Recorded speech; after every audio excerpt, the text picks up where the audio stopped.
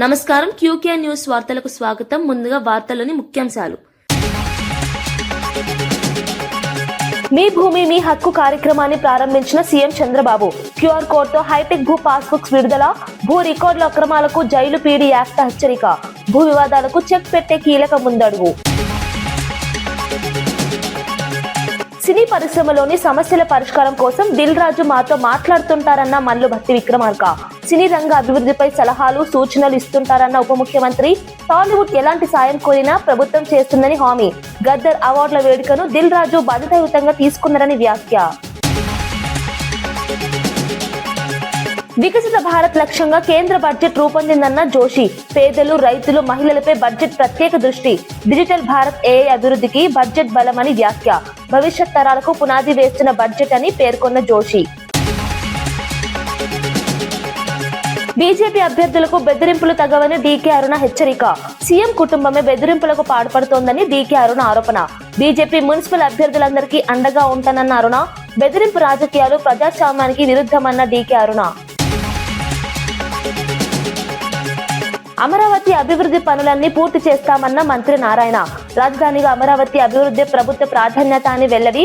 నిలిచిపోయిన అమరావతి పనులు తిరిగి ప్రారంభమయ్యాయని ప్రకటన. నిర్దిష్ట టైంలైన్ తో అమరావతి అభివృద్ధి పనులు పూర్తి చేస్తామని వ్యాఖ్య.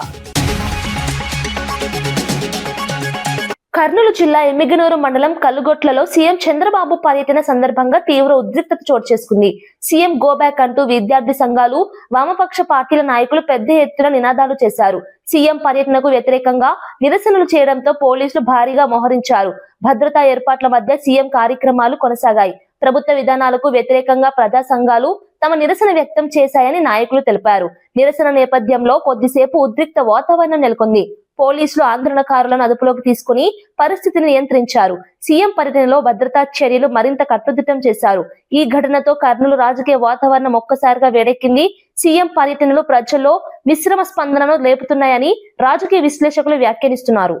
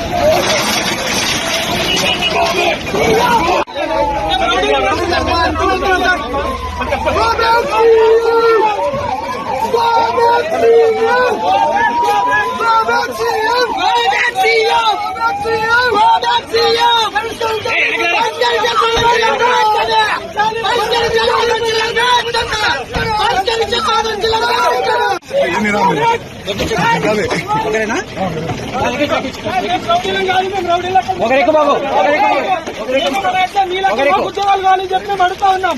మేమన్నా మా ఇంటి కోసం చేస్తాం. మీరు ఉద్యోగాలు చేస్తున్నారు, మేము ఉద్యోగాలు జైల్లో అవుతాం. ఎన్ని బీడీలు చేసుకున్నాం రౌడీలా? ఒక రౌడీలా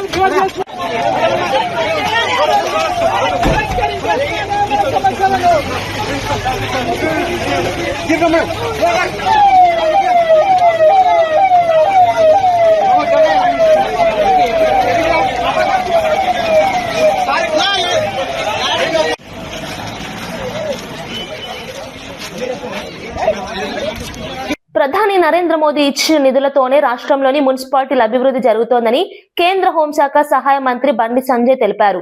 కేంద్ర ప్రభుత్వం పట్టణాభివృద్ధికి భారీగా నిధులు కేటాయించిందని చెప్పారు. అమృత్, స్మార్ట్ సిటీ వంటి పథకాల ద్వారా మౌలిక వసతులు మెరుగుపడ్డాయని పేర్కొన్నారు. రహదారులు, డ్రైనేజీ, తాగునీరు, పారిశుద్ధ పనులకు కేంద్ర నిధులే ఆధారమని అన్నారు. కేంద్ర సహకారం లేకుండా రాష్ట్ర ప్రభుత్వాలు అభివృద్ధి చేయలేవని వ్యాఖ్యానించారు. మున్సిపల్ ఎన్నికల నేపథ్యంలో ఈ విషయాన్ని ప్రజలు గుర్తుంచుకోవాలని పిలుపునిచ్చారు. డబుల్ ఇంజన్ ప్రభుత్వం ఉంటేనే పట్టణాలకు సమగ్ర అభివృద్ధి సాధ్యమని బండి సంజయ్ స్పష్టం చేశారు. ఈ వ్యాఖ్యలు రాజకీయంగా ప్రాధాన్యం సంతరించుకున్నాయి. దానికి జాగా చూపెడతలేరు. బీఆర్ఎస్ పార్టీ ప్రభుత్వం చూపెట్టలే, ఈ కాంగ్రెస్ పార్టీ ప్రభుత్వం చూపెట్టలేదు. 18 కోట్ల రూపాయలు శాంక్షన్ అయి ఉన్నాయి. టెండర్ అయింది. బయో మైనింగ్ చేయడానికి శాంక్షన్ అయితే దాన్ని కూడా పట్టించుకునే పాపన అవ్వలేదు. జాగా చూపెడతలేరు. ఎందుకు చూపెడతలేరంటే ఇవాళ ఇక్కడ మేయరు భారతీయ జనతా పార్టీ కాదక్క బీఆర్ఎస్ తో ఉన్నారు కాబట్టి ఇలా బీఆర్ఎస్ పార్టీ అంటే భూ రాక్షసుల పార్టీ. వాళ్ళకి ప్రజల మీద సమస్యల మీద శ్రద్ధ లేదు. ఎక్కడ జాగ దొరికితే అక్కడ కబ్జా చేయాలి. కరీంనగర్ కాదు, చుట్టుపక్కల ఊర్లలో ఉన్న జాగలన్నీ కబ్జా చేశారు. ఈ రోడ్డు కూడా కబ్జా చేస్తారు. మీరు నిల్చున్న జాగను కూడా జరుగుని జాగ నాది అంటారు వాళ్ళని గెలిపిస్తే. ఇలా కరీంనగర్ లో దాదాపు సగం మంది బీఆర్ఎస్ పార్టీలు భూ రాక్షసుల పార్టీలు ఇలా జైలుకి పేరు. నేనే జైలుకు పంపించిన చెప్పిన కమిషనర్ గారికి. ఇలా బీఆర్ఎస్ పార్టీ ఉన్నప్పుడు ఒక్క పైసా అయ్యలే. మేము పైసలు తెస్తే కొబ్బరికాయలు వాళ్ళు కొట్టారు. ఇవాళ మొన్న రాక మన కేంద్రం నుంచి మంత్రిని పట్టుకొచ్చి డంపింగ్ యార్డ్కు పైసలు శాంక్షన్ చేసిన ఇలా 134 కోట్ల రూపాయలు ఇవాళ నీళ్ల కోసం తీసుకొచ్చి కార్పొరేషన్ తీసుకొచ్చి మొన్న 134 కోట్ల రూపాయలు, 50 కోట్ల రూపాయలు పట్టుకొచ్చిన. ఇప్పుడున్న 50 కోట్ల రూపాయలు కార్పొరేషన్ లో ఉన్నాయి. ఈ 3 డివిజన్ల కోసం, రోడ్ల కోసం ఆల్రెడీ పేపర్లన్నీ సిద్ధంగా ఉన్నాయి. మీరు మా ముగ్గురిని గెలిపించండి. కరీంనగర్ మేయర్ మమ్మల్ని చేయండి.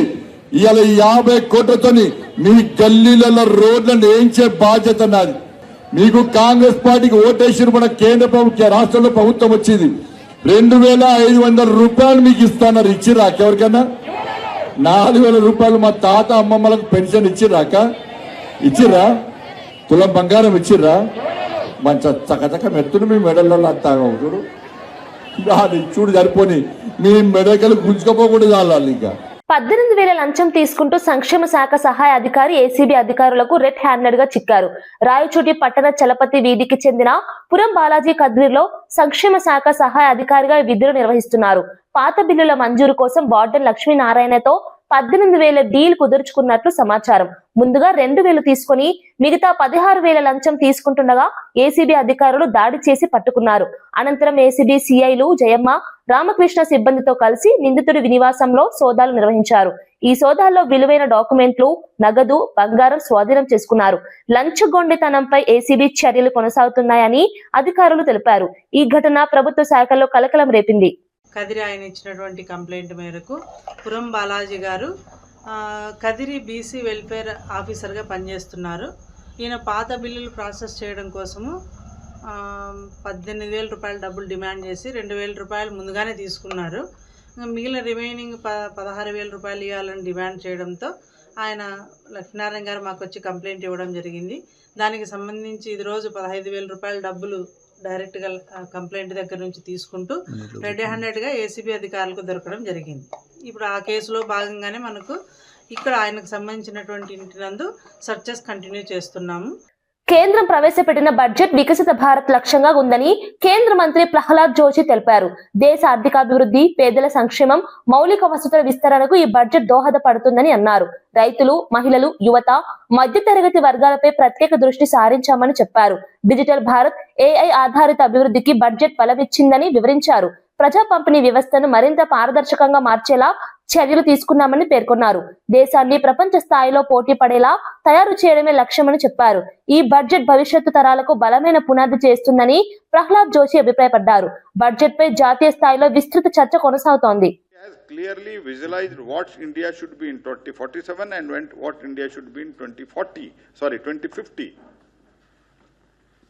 ये तो बहुत अच्छी तरह से इस बजट में एक्सप्लेन किया है. So some people are talking इसमें हमको ये नहीं है, इसको हमको ये नहीं मिला है. पूरा बजट पढ़ा नहीं है जी. बजट का भाषण देखते हुए कुछ एक रिएक्शन देना है, इतना ही सोचा है. The clear vision, because as I said, we were in the 6th and we became the fragile 5, and by 2047 India should become Vikasit Bharat, and when we become the 3rd largest economy, you should understand we should compete with the 2 mega giants of the world. So keeping that in mind, this budget has been brought out. Kurnool జిల్లా కలుగొట్లలో CM Chandrababu Naidu మీ భూమి మీ హక్కు కార్యక్రమాన్ని ప్రారంభించారు. అధికారిక రాజముద్రతో కూడిన కొత్త తరహా భూ పాస్ బుక్స్ ను సీఎం విడుదల చేశారు. ఈ హైటెక్ పాస్ బుక్స్ లో ప్రత్యేక క్యూఆర్ కోడ్ ఉండడంతో భూస్వాములు తమ భూమి వివరాలను మొబైల్లోనే పరిశీలించుకోవచ్చు. భూ రికార్డుల్లో ఎవరైనా అక్రమ మార్పులు చేస్తే వెంటనే జైలు శిక్షతో పాటు పీడీ యాక్ట్ అమలు చేస్తామని సీఎం హెచ్చరించారు. కొత్త డిజిటల్ వ్యవస్థలో యజమాని అనుమతి లేకుండా భూ వివరాలు మార్చడం అసాధ్యమని స్పష్టం చేశారు. ఈ కార్యక్రమంతో రైతులకు శాశ్వత భద్రత కలుగుతుందని ప్రభుత్వం చెబుతోంది. భూ వివాదాలకు చెక్ పెట్టే దిశగా ఇది కీలక ముందడుగా భావిస్తున్నారు. అదే మరి రోడ్డంతా బ్లాక్ చేయడం, గొడవలు చేయడం, ఏదో బలం ఉందని నిరూపించుకోవడం, బల ప్రదర్శన నిరూపించుకోవాల్సింది ఎన్నికల సమయంలో. మిగిలిన సమయంలో ప్రజలకు సేవ చేయడంలో ఏదైనా కానీ తప్పులు చేస్తే చెప్పడంలో మీరు ముందుకు రండి. కానీ తప్పుడు విధానాల ద్వారా వస్తే మాత్రం ఈ ప్రభుత్వం క్లియర్గా ఉండాలనా లేదా తమ్ముళ్ళని అడుగుతున్నా మిమ్మల్ని అందరినీ. మీ ప్రాణాలకు రక్షణ అవసరం లేదా అని అడుగుతున్నా. మీ ఆస్తులకు భద్రత ఉండాలా లేదా అని అడుగుతున్నా.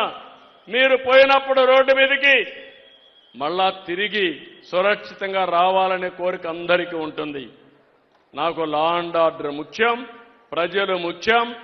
ఎవరైనా రాజకీయాల్లో ఇష్టానుసారంగా చేస్తే కఠినంగా ఉంటా. అందుకే చెప్పా 95 CBN తప్ప 2014 CBN కాదని మరొకసారి అందరికీ తెలియజేస్తున్నా. ముందస్తు అనుమతి లేకుండానే హైదరాబాద్ పోలీస్ కమిషనర్ సజ్జనార్ ను ప్రజలు కలుసుకునే అవకాశాన్ని కల్పించారు.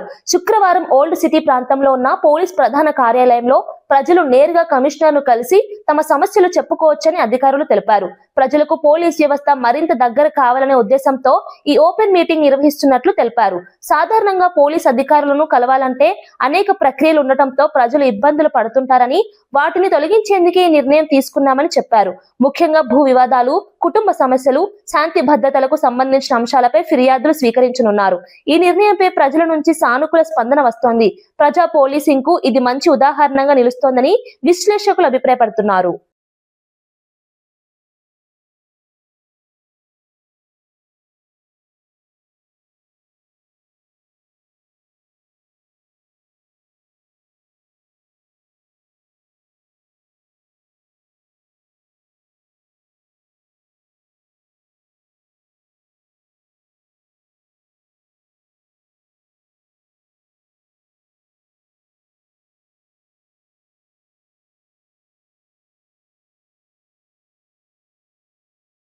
వైసీపీ అధినేత మాజీ సీఎం వైఎస్ జగన్ ఇబ్రహీంపట్నం చేరుకున్నారు. ఈ సందర్భంగా భారీగా వైసీపీ నాయకులు, కార్యకర్తలు తరలివచ్చారు.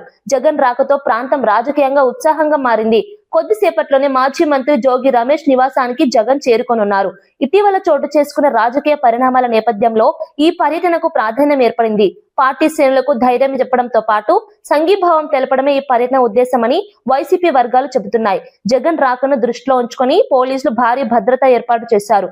ఈ పర్యటన రాష్ట్ర రాజకీయాల్లో మరోసారి చర్చకు దారితీస్తోంది. వైసీపీ కార్యకర్తల ఉత్సాహం కనిపిస్తోంది.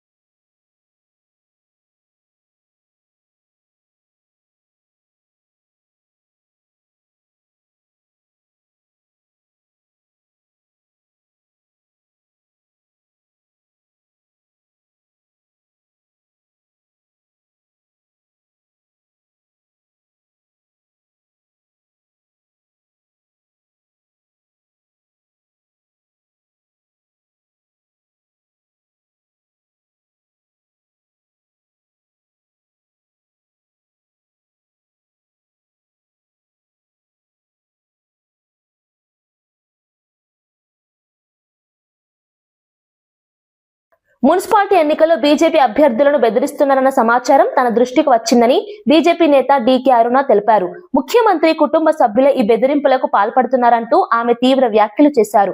బీజేపీ మున్సిపల్ అభ్యర్థులందరికీ తాను అండగా ఉంటానని భరోసా ఇచ్చారు. ఎలాంటి బెదిరింపులకు భయపడాల్సిన అవసరం లేదన్నారు. పాలమూరుకు వలస వచ్చిన ముఖ్యమంత్రి కుటుంబం ఈ ప్రాంతంలో బెదిరింపు రాజకీయాలకు దిగితే చూస్తూ ఊరుకోబోమని హెచ్చరించారు. ప్రజాస్వామ్యంలో పోటీ స్వేచ్ఛగా జరగాలని, బెదిరింపులు అనైతికమని అన్నారు. ఈ వ్యాఖ్యలు మున్సిపల్ ఎన్నికల వేళ రాజకీయ వాతావరణాన్ని మరింత వేడెక్కించాయి. మరి ఈ ప్రాంత ప్రజలను భయభ్రాంతులకు గురి చేయడం అనేది ఏమాత్రం కూడా సమంజసం కాదు. ప్రజలందరూ ఎవరు భయపడాల్సినటువంటి అవసరం లేదు. వాళ్ళ భయాలకు, వాళ్ళ యొక్క దౌర్జన్యాలకు, అరాచకాలకు చేసేటటువంటి భయాందోళన ఎట్టి పరిస్థితుల్లో మీరు ఆ భయాందోళనకు గురి కాకుండా ఉండండి.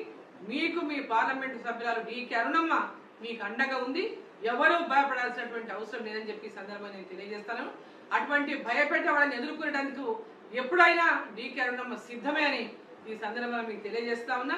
ఎవరెవరు ఏ గ్రామాల్లో ఏ నాయకులు బెదిరించినా మీరెవరు భయపడకుండా నిర్భయంగా ఎన్నికల్లో పాల్గొనండి.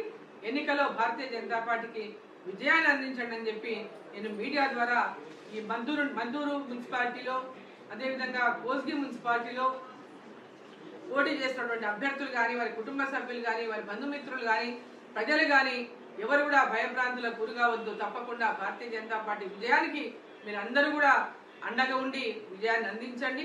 అభివృద్ధి చేసినటువంటి ఒక అవకాశం మాకు కల్పించండి. భారతీయ జనతా పార్టీ జెండాను మద్దూరు మున్సిపాలిటీ మీద, అదేవిధంగా కోస్గి మున్సిపాలిటీ మీద ఎగిరేసినటువంటి అవకాశాన్ని కల్పించాలని కమలంపు గుర్తుకు ఓట్లేసి భారీ మెజార్టీతో నన్ను ఏ విధంగా అయితే గతంలో మీరు గెలిపించారో పార్లమెంటు సభ్యురాలుగా, అదేవిధంగా భారీ మెజార్టీతో ఇప్పుడు అందరినీ కూడా గెలిపించి మరి భవిష్యత్తుకు ఒక పునాదిని వేయాలి. ఒక పునాది వేసుకుంటే భవిష్యత్తులో రాబోయే కాలంలో భారతీయ జనతా పార్టీ తెలంగాణలో అధికారంలో ఖచ్చితంగా వచ్చి తీరుతుంది. 2027 చివరి కల్లా రాజధాని అమరావతిలో ముఖ్యమైన పనులన్నీ పూర్తి చేస్తామని మంత్రి నారాయణ స్పష్టం చేశారు.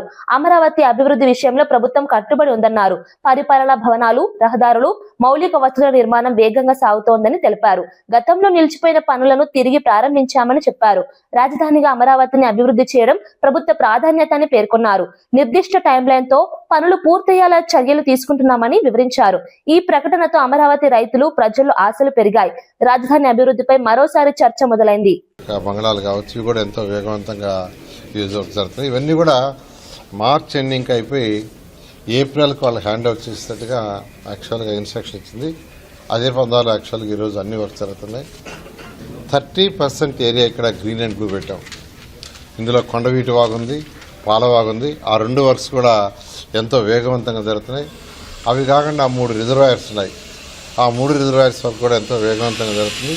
అడ్మినిస్ట్రేటివ్ ఐకానిక్ టవర్స్ 5 టవర్స్ పెట్టాం.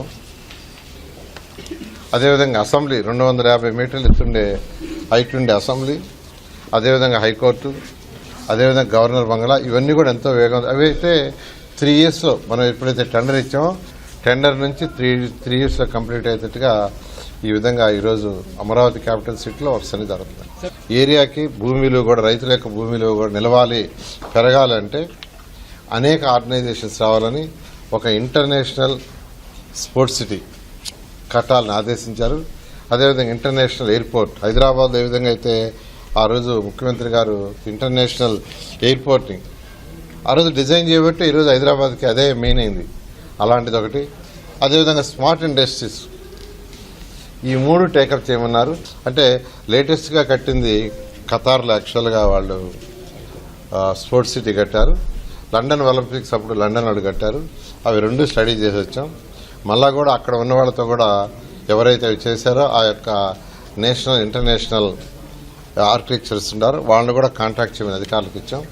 వాళ్ళు కూడా కాంట్రాక్ట్ చేస్తారు. దాని మీద ముందుకు పోవడం జరుగుతుంది.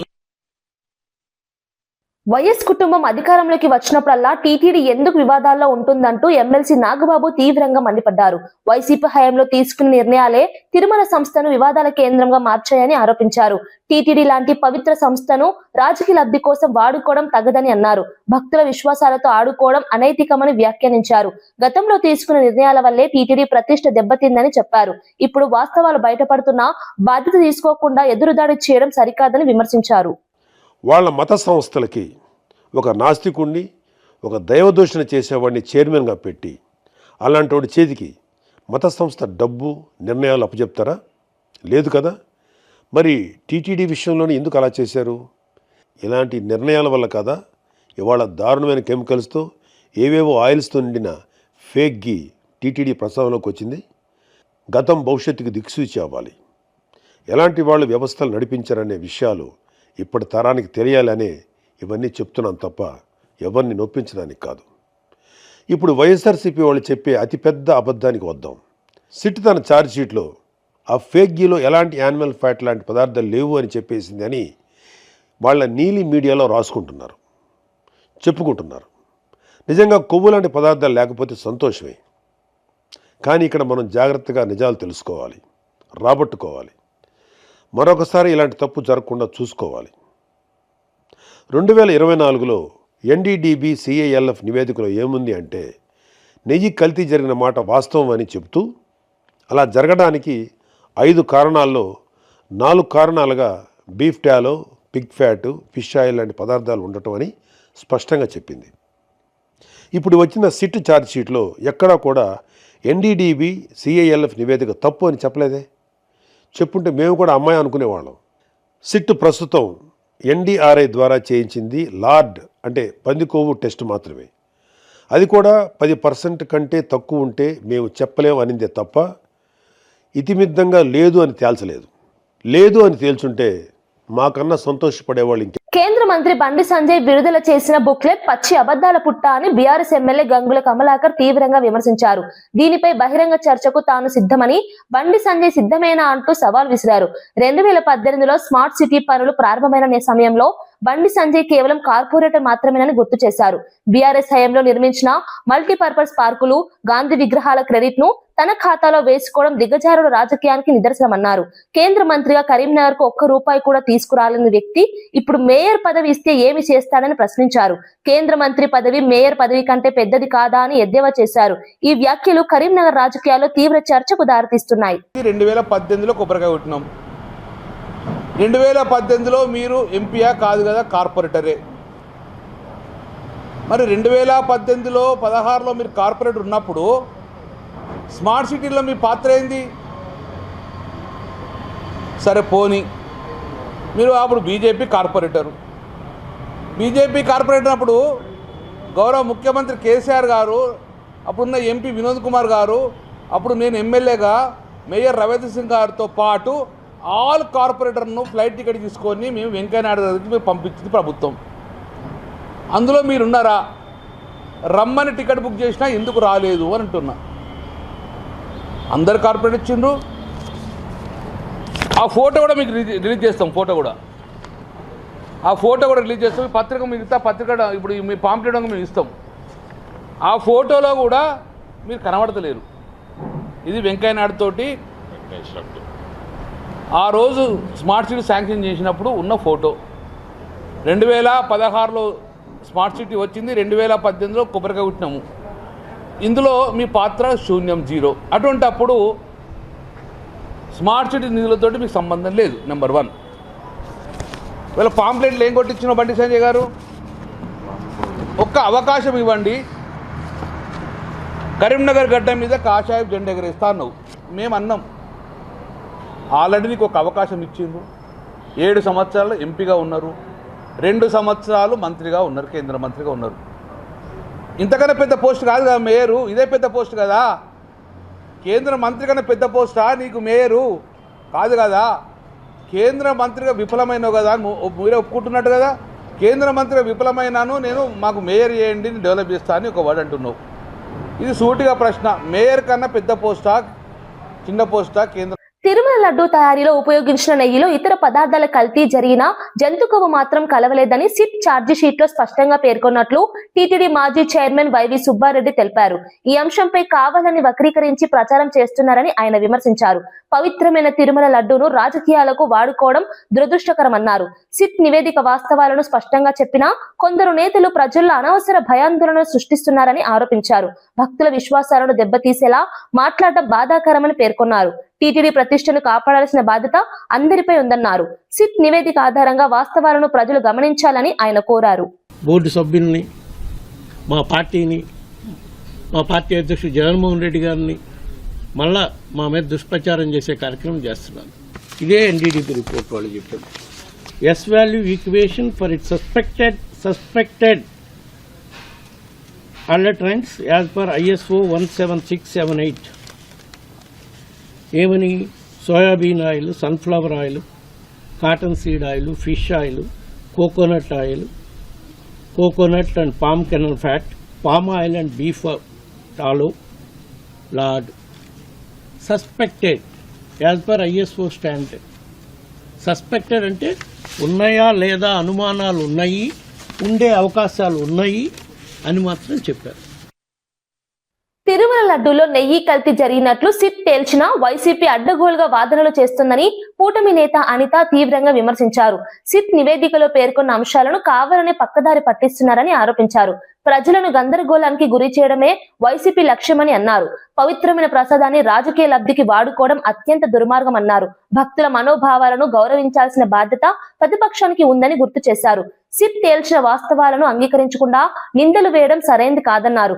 ఈ వ్యవహారంపై నిజాలు బయటకు వచ్చాయని ప్రజలు అన్ని గమనిస్తున్నారని ఆమె వ్యాఖ్యానించారు.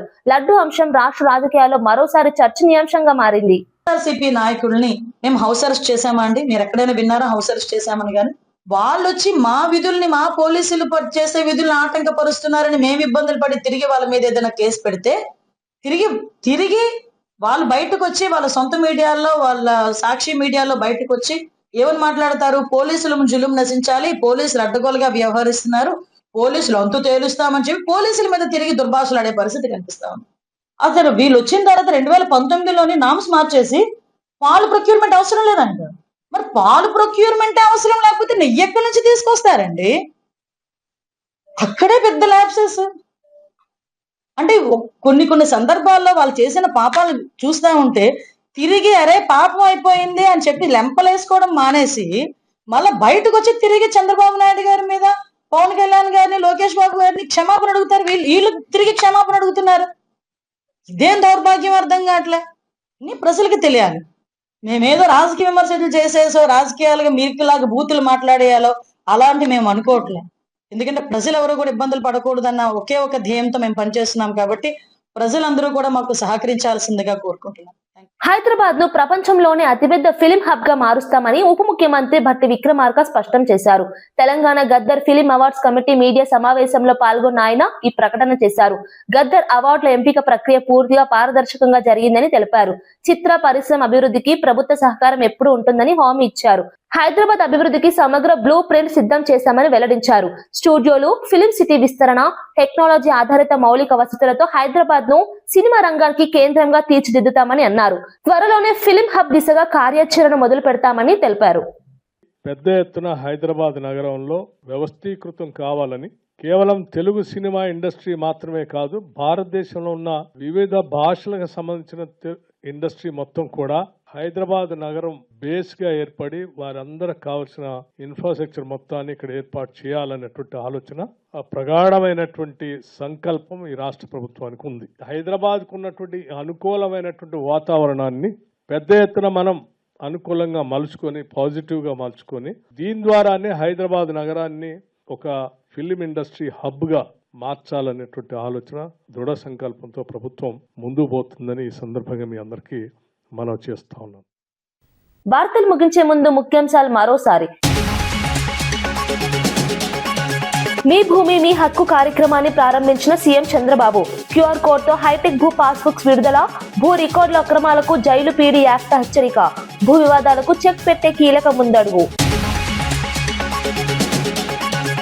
సినీ పరిశ్రమలోని సమస్యల పరిష్కారం కోసం దిల్ రాజు మాతో మాట్లాడుతుంటారన్న మల్లు భట్టి విక్రమార్క. సినీ రంగ అభివృద్ధిపై సలహాలు, సూచనలు ఇస్తుంటారన్న ఉప ముఖ్యమంత్రి. టాలీవుడ్ ఎలాంటి సాయం కోరినా ప్రభుత్వం చేస్తుందని హామీ. గద్దర్ అవార్డుల వేడుకను దిల్ రాజు బాధ్యతాయుతంగా తీసుకున్నారని వ్యాఖ్య. వికసిత భారత్ లక్ష్యంగా కేంద్ర బడ్జెట్ రూపొందిందన్న జోషి. పేదలు, రైతులు, మహిళలపై బడ్జెట్ ప్రత్యేక దృష్టి. డిజిటల్ భారత్ AI అభివృద్ధికి బడ్జెట్ బలమని వ్యాఖ్య. భవిష్యత్ తరాలకు పునాది వేస్తున్న బడ్జెట్ అని పేర్కొన్న జోషి. బీజేపీ అభ్యర్థులకు బెదిరింపులు తగవని డీకే అరుణ హెచ్చరిక. సీఎం కుటుంబమే బెదిరింపులకు పాల్పడుతోందని డీకే అరుణ ఆరోపణ. బీజేపీ మున్సిపల్ అభ్యర్థులందరికీ అండగా ఉంటానన్న అరుణ. బెదిరింపు రాజకీయాలు ప్రజాస్వామ్యానికి విరుద్ధమన్న డీకే అరుణ. అమరావతి అభివృద్ధి పనులన్నీ పూర్తి చేస్తామన్న మంత్రి నారాయణ. రాజధానిగా అమరావతి అభివృద్ధి ప్రభుత్వ ప్రాధాన్యత అని వెల్లడి. నిలిచిపోయిన అమరావతి పనులు తిరిగి ప్రారంభమయ్యాయని ప్రకటన. నిర్దిష్ట టైంలైన్ తో అమరావతి అభివృద్ధి పనులు పూర్తి చేస్తామని వ్యాఖ్య.